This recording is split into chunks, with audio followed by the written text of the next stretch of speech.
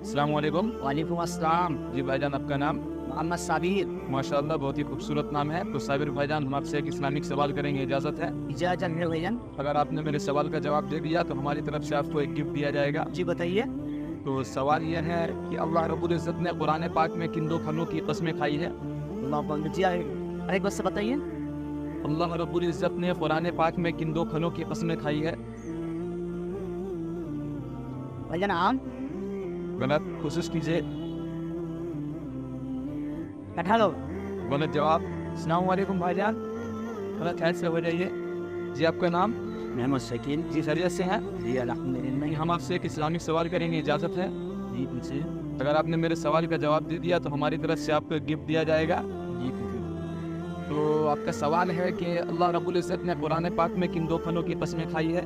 اللہ رب العزت نے قرآن پاک میں ان دونوں پھلوں کی قسم کھائی. جی ہاں، اللہ رب العزت نے قرآن پاک میں کن دو پھلوں کی قسمیں کھائی ہے؟ پہلا ہے انجیر. انجیر. دوسرا آپ کا زیتون. ماشاءاللہ بہت ہی صحیح جواب. یہ رہا آپ کا